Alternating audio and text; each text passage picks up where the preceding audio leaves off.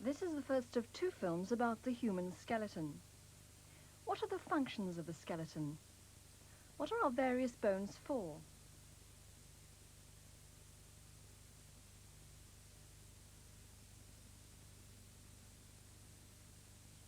Well, for one thing, the skeleton supports our bodies.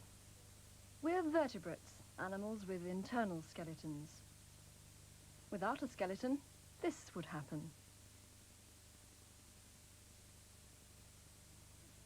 Leg and keep the supporting hip in line. But our bones have many other uses. They act as levers. All the movements we make depend upon the actions of our bone levers in our arms, our legs, our hands and our feet. All movements, not just graceful movements such as these ballet students are making as they exercise. Hold.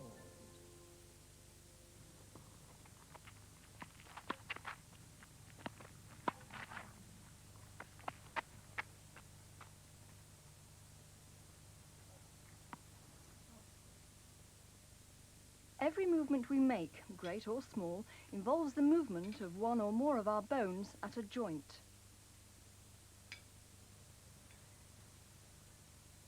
Let's look at the bone movement at one of our simplest joints, in the arm at the elbow. If we use X-rays, we can see the single bone of the upper arm, the humerus, on the right, and the 2 bones of the forearm, the radius and the ulna, on the left, pivoting at the elbow joint. Here they are on the skeleton, the humerus and the radius and ulna. What makes them move when we decide to flex our arm?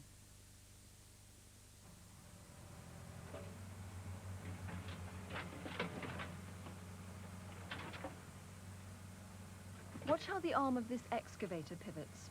It's moved by the piston, which shortens or lengthens to bend the metal arms.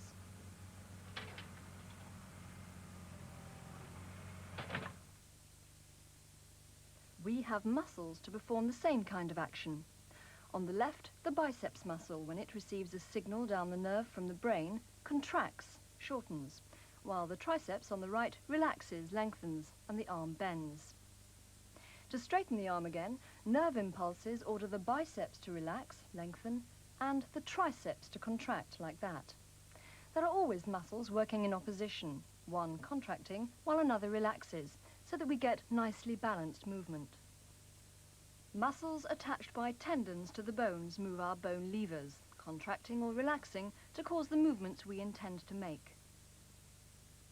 A more complicated joint, the knee. This is a model.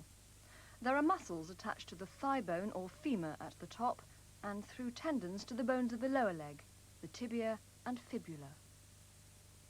This is the kneecap to which the tendons are joined. The ends of the bones, covered with smooth cartilage, are enclosed in a capsule filled with fluid, and the whole joint is strengthened by ligaments, the brown straps on the model. Ligaments again, and that capsule filled with fluid, inside which the bone ends pivot against each other.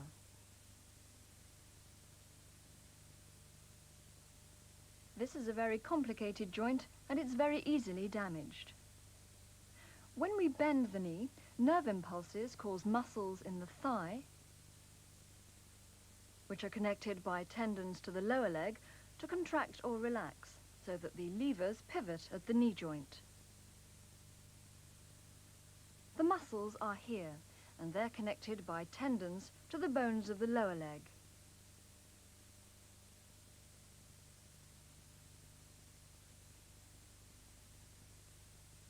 If we could look beneath the skin, this is what we'd see.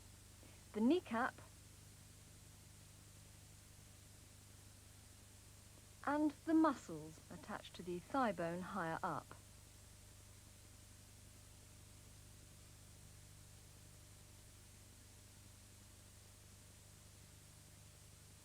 Tendons attached to the thigh muscles and kneecap connect these muscles to the bones in the lower leg, where there are other muscles in the calf which bring about movement in the feet. You can see the kneecap moving as the leg is bent and straightened again.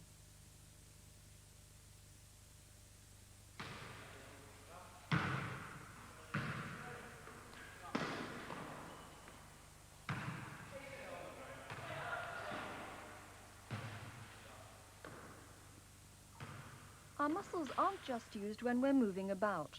Even when we're standing still, they're still working, one set pulling against another to keep us from folding up at the joints.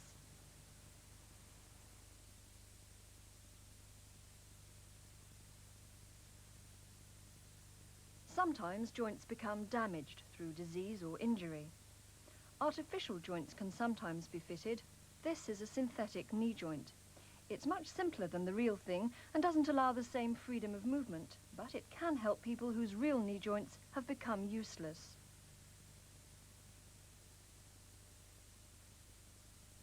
In these X-ray pictures you can see the artificial joint fixed to the thigh bone, the femur, at the top, and to the tibia in the bottom part of the leg below. This is a much simpler ball and socket joint where the top of the femur fits into the pelvis. It allows movements like these.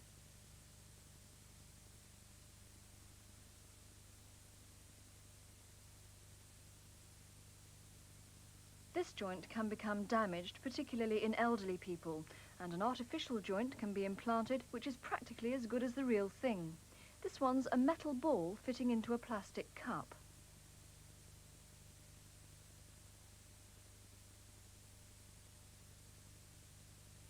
Here's the pelvis, and 2 hip joints have been replaced. The ball is pegged into the femur and the cup fixed into the pelvis.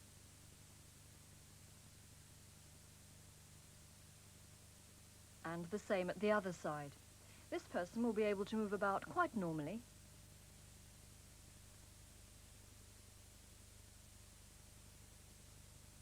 Now for perhaps the most interesting part of the human skeleton.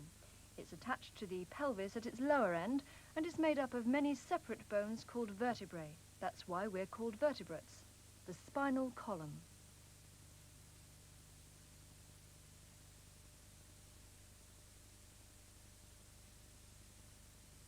At its top end, it connects with the skull. The vertebrae are separated by discs, coloured black on this skeleton. We'll come to these later. Now, how does the spine stay upright?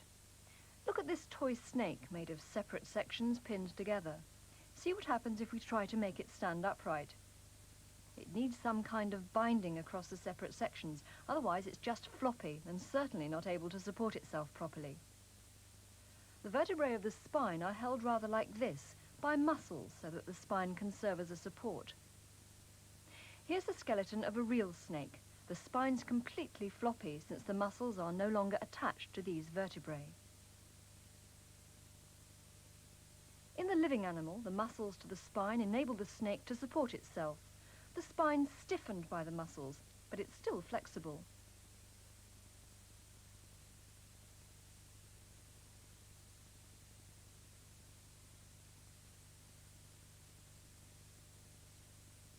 The human skeleton again. There are muscles clothing the skeleton. Here, along the spinal column, across the front of the abdomen, in the neck, here, and across the rib cage. If we are to keep a correct posture and use our bodies as efficiently as possible, all these muscles must be kept in trim, and especially the spine must be kept under control at all times.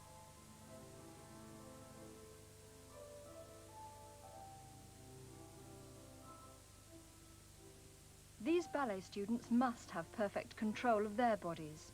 They must be sure that their spines are always firmly controlled by their muscles. The ballet teacher helps. Now, Caroline, I want want you to take your arabesque again. Now wait a moment. That's it. Pull up straight and keep level. Now as you raise your leg, come straight forward from the top of this leg and go into your ponche. Stay there one moment.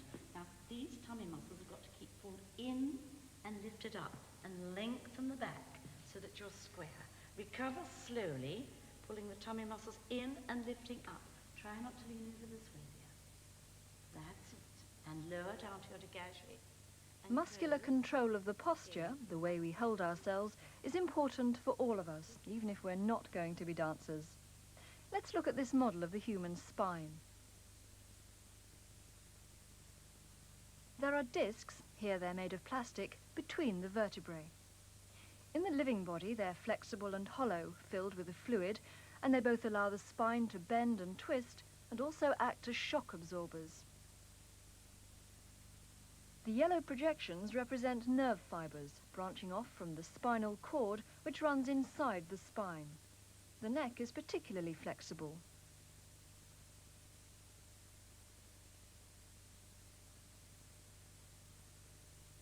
It's possible, using a new technique, to see the discs between the vertebrae of the living spine, using high-frequency radio waves in a very powerful magnetic field. The waves are beamed through the body from different angles and affect hydrogen atoms in some of the big molecules which make up parts of the body, causing them to emit radio waves which can be detected and measured. From these signals, a computer constructs pictures. This is called scanning using nuclear magnetic resonance. Complicated in theory, but it gives superb pictures of parts of the body. There's the spine.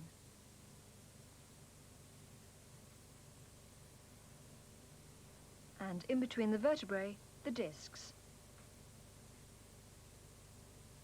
There's the front of his body and the back.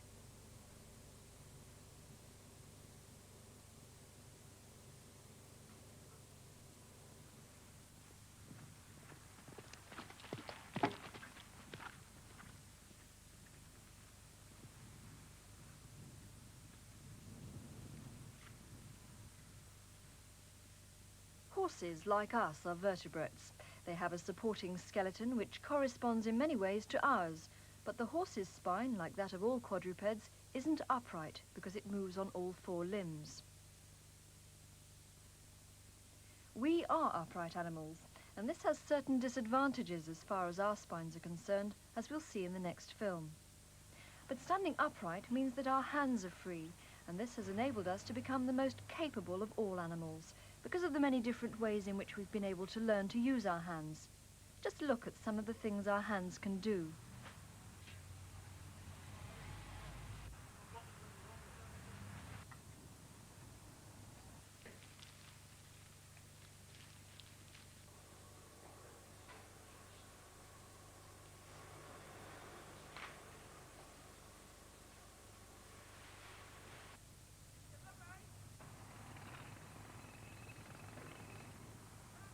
We, the most intelligent of animals, are able to exercise our intelligence through the use of our hands and to accomplish an enormous variety of things which no four-footed creature could equal.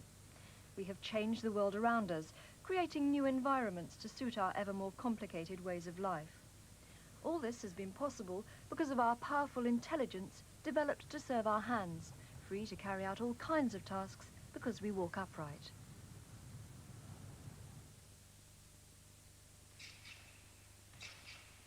Because of our intelligence, too, we have come to understand many things about the workings of our bodies, including the ways in which skeleton and muscle enable us to move in work and at play.